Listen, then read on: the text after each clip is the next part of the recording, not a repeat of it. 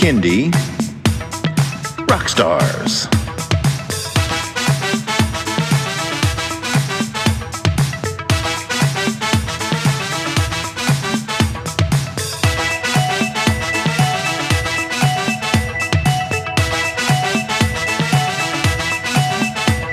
Prepare for a treat, let's meet and greet some bands and singers that are super sweet, making music that's fun for boys and girls. Help them learn about this great big world. Fun for the family, yes it's true, your kids will love it and you will too. Clap and dance and sing aloud, become a part of the Kindy crowd. These songs will make you move your feet and give your ears a great big treat. So settle in, grab your guitars, and let's get to know our Kindy Rockstars.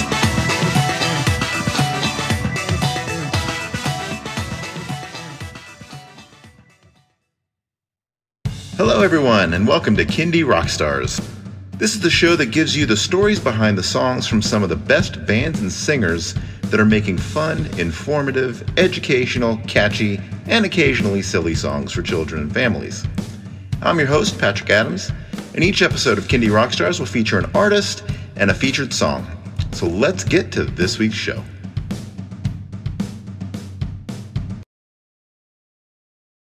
I am here today with Pierce Freelon. Pierce, welcome to the show. Thank you. All right, tell everybody a little bit about yourself, your background, how you got into Kindy music. Sure. Well, I am a native of Durham, North Carolina, and I grew up in a musical family. My mom is a jazz vocalist, and so I grew up, like backstage at concerts and doing homework at music venues and hanging around musicians. So, my mom's music was jazz, which, when I was a kid, I thought was like old people music. And I was really into hip hop. Love listening to like Nas and Queen Latifah and LL Cool J when I was a kid. And then I grew up, I became a parent, and that's really what got me into Kindy. I became a parent, and not only was I a fan of hip hop, but I'm also a hip hop artist and write raps and, beatbox and make beats. And when I became a parent, that's what I wrote about. I wrote about buckling your seatbelt in the car. I wrote about getting the kids to go upstairs to brush their teeth. I never thought about releasing any of these, songs. You don't see me in the podcast, but I'm using quotation fingers. Songs. They weren't like fully formed ideas. It was just like, hey, kids, everybody upstairs to brush teeth. Kids, everybody upstairs to brush teeth. It was just like a tool that I would use to get my kids to do stuff that they were supposed to do. And, as a parent, you got to get creative. And one of the ways that you can get your children to remember things is to sing a song about them, is to make a beat and make it fun.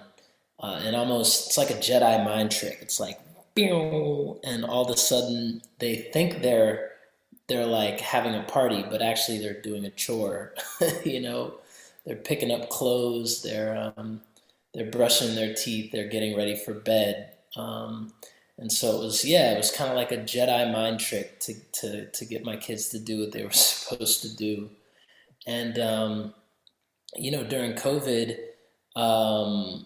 when the virus first hit and I wasn't able to perform, I wasn't able to travel, everything got slow, and I kind of looked inward and found that I had like 50 songs that I wrote over the years. Probably actually, honestly, it was closer to 300 songs now that I think about it. And these were song ideas that I would, whenever I had an idea or created something, I took out my phone and I recorded a voice memo on my phone to kind of capture the lightning in a bottle. And, I was able to revisit that in 2019 a little bit, but really I finished my first album, DAD, right after COVID hit. And yeah, and from there, the songs just felt so good. My kids loved them, and I shared them with some friends, and there was just a lot of excitement to have this album of tunes that I wrote, inspired by my dad, who had just passed away, and inspired by my kids.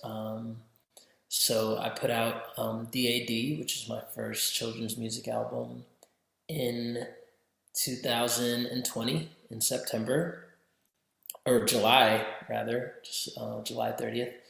And then, a couple months later, I had my next album, Black to the Future, which just came out in April. So it's been a beautiful 2 years, two albums, really 1 year, two albums. I'm coming up just past the 1 year anniversary of DAD. So, but two albums in 1 year. It's been, yeah, fun to see how the songs are received and to see it resonating with so many families. And just got to perform. I went out to Wolf Trap in Virginia and performed for an audience of families, and they knew the lyric. It was just wild, to have written these songs and released them, and people show up. Some families came all the way from New York to come see me in Virginia. I was like, wow, this is really happening. So anyway, that's how I got involved, and it's been a wonderful experience. The Kindie community has been very awesome to get to know. They are. And They so are I a great group feel, of people. yeah, it's been great. Now, do you get your kids actively involved in the song making? Sure. I mean, Patrick, you're a father, and um, over the past year and a half during COVID, it's impossible to get work done without your kids around. Like just now, like literally 2 seconds before we started this interview, I was like, kids, it's time for bed. Like, lights out. And it's been like that every day for the past year and a half. And that's just been the nature of quarantine. So, you know, my kids are totally involved. Half the time they're sitting on my lap while I'm recording, or, they're bopping in to interrupt the recording process. I've got, a microphone and speaking on a laptop. We have the technology now to have a studio from home. So it's been really cool creating from home and getting my kids involved. Now, have you ever thought of doing children's books, or have you? Yeah, well, interesting story. I had lunch with Joni Leeds recently, and she won the Grammy for Best Children's Music Album this year. And I was telling Joni about this book. I'm writing a book, or I've written it already. It's called Daddy Daughter Day. It's based on the Hmm. song of the same name from my first album.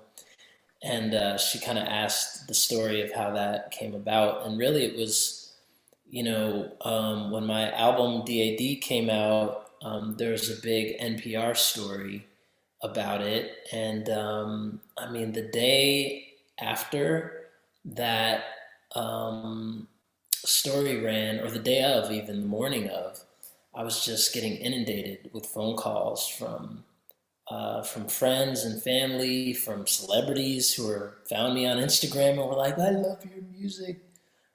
Jennifer Garner hit me up in my Nice. DMs. She was like, "You're awesome." I was like, "No, you're awesome."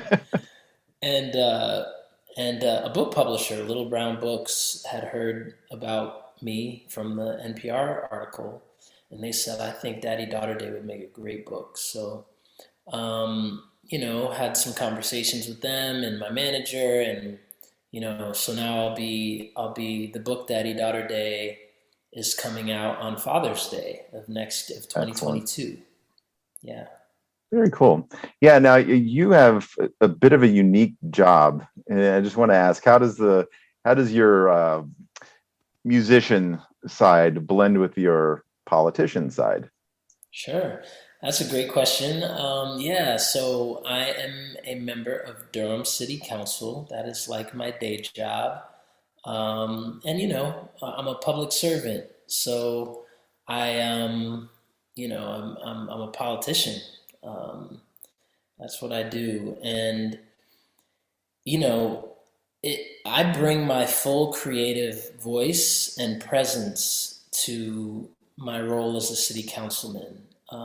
There's no distinction. I don't like tuck my locks away and take my earrings out and put on a suit and tie. Like, I show up as I am, and I bring the creativity that I bring to art to my service to the city of Durham, which, as I mentioned, I was born and raised here. I've lived here my whole life. I care deeply about the community and the people who raised me. And I don't just mean my parents. I mean, there's an entire village of folks in Durham who have poured into me, excuse me. And it's been the privilege of my life to pour back into the community and to mentor young people and to advocate for policies, to legislate, not just advocate, to legislate policies that reflect my values and reflect the values of the communities that I'm accountable to. So it's been great, man. Like, and every day I'm like, today, for example, I had a meeting with the mayor about this guaranteed income pilot. So what guaranteed income, it's the idea that everyone deserves to have enough money to live. Basic premise. No one should be so broke that they can't eat and provide housing for themselves. It's not a radical concept. It's something that Martin Luther King Jr. talked about. But what that looks like in practice is like, we're going to send $500 a month every month to people who need money. And we're going to make sure that they have enough money to live. Right. And kids, that I'm sure that's a concept a lot of your listeners would think is a good idea. We don't want anyone to be homeless. We don't want anyone to be hungry, And so that's a policy that I fought for and argued for, and people said, "Whoa, that's crazy. That's socialism. That's, people are going to take the money and they're going to spend it on candy or, something that's not to live." And that's the critique. And it takes a real visionary. And for your kids who are listening, a visionary is somebody who has a really strong, beautiful belief that something beautiful is possible, but sometimes other people don't quite see the vision. They don't get it. So I found that being an artist has helped me be visionary as a politician, because as artists, we're in the business of making something out of nothing. We pull lyrics and songs out of the air, and we create things. So when I was running for mayor and I said, you know what, everyone should be able to eat. And they, well, how are we going to pay for that? How is this going to work? It's like, look, we'll make it work. I'm stating an intention, and we're going to figure out how to make it work. And what ended up happening, how we made guaranteed income happen in Durham, is we got a grant from the founder of Twitter, Jack Dorsey. He gave us a big grant, hundreds of thousands of dollars, to try it, to see how it impacts people's lives. So I didn't know when I was saying that we needed it that we would get some money from the Twitter guy, but if we hadn't laid the foundation and asked for it, we would not have been in a position to receive it. And I attribute that to my background as an artist.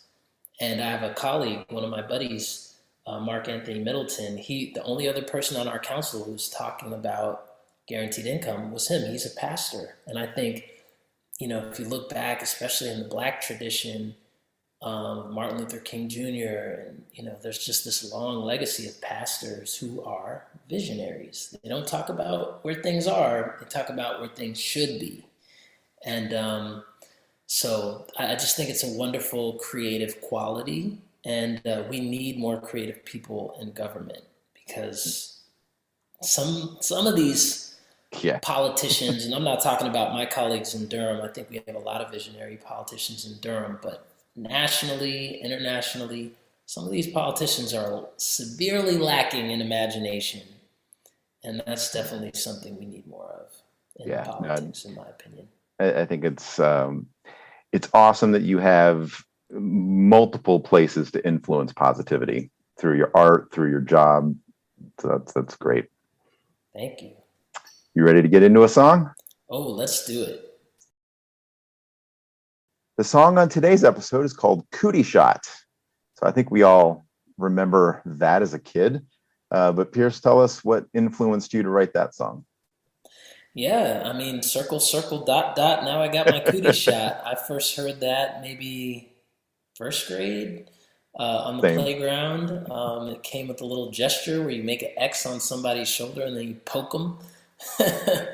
And, to me, it's just it's an important, first of all, it's important that everyone gets vaccinated, and that now that kids are able to be vaccinated, it's increasingly important that folks who may be dealing with anxiety around getting a shot have a space to be able to voice that and to wrestle with that. Because that was always the case with me. I remember going to camp, needing my tetanus shot. And it was just excruciating to sit in that chair and to know that something painful is coming to penetrate your arm, and you're going to be sore and it's going to hurt and it's going to suck. Like that was kind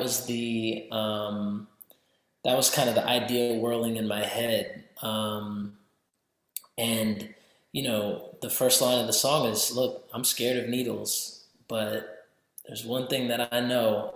I don't want the fever, meaning COVID, and you can't keep it hot if we catch the cold. Like, if there's one thing worse than the pain of getting an injection, it's got to be the risk of getting COVID. So I know some different folks have different feelings. Some folks have reservations. Some folks are excited to get it. But I wanted to speak to my authentic experience, and that jingle, that song, that nursery rhyme, that circle, circle, dot, dot was it was fun. It made getting a shot something that was a game that you could play, something that was joyful. And so that's why I chose it as the hook, and it came out really nice. Yeah, I couldn't help but think as I was listening to it, it's like they should play this song in the doctor's office when it's time for a kid to get a shot.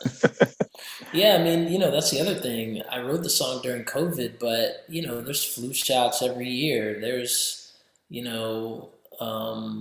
kids get shots a lot more frequently than adults do. And that's a real vulnerable time. And so I just want to give a big, big shout out to Divinity Roxx, who is my collaborator on this song. She's both playing the bass and has a verse, and I thought she did a wonderful job. And please, everyone out there who's listening, get vaccinated, get your kids vaccinated, and get your cootie shot. All right. Yeah, everyone, before you go get a shot, listen to this song and let's play it. Here is Cootie Shot by Pierce Freelon. I am scared of needles. Ouch. But there's one thing that I know. What's that? I don't want a fever. We can't keep it hot if we catch the cold. Circle, circle, dot, dot. Now I got my cootie shot. Circle, circle, dot, dot. Now I got my cootie shot. Got my cootie shot. Got my cootie shot. Circle, circle, dot, dot. Now I got my cootie shot. Got my cootie shot. Now I got my cootie shot. Come on, baby. Roll up your sleeves, get this remedy so we can play beats, keep it shaking. Come on, baby. Roll up your sleeves, get this remedy so we can play beats, keep it shaking. Circle, circle, dot, dot. Now I got my cootie shot. Circle, circle, dot, dot. Now I got my cootie shot. Got my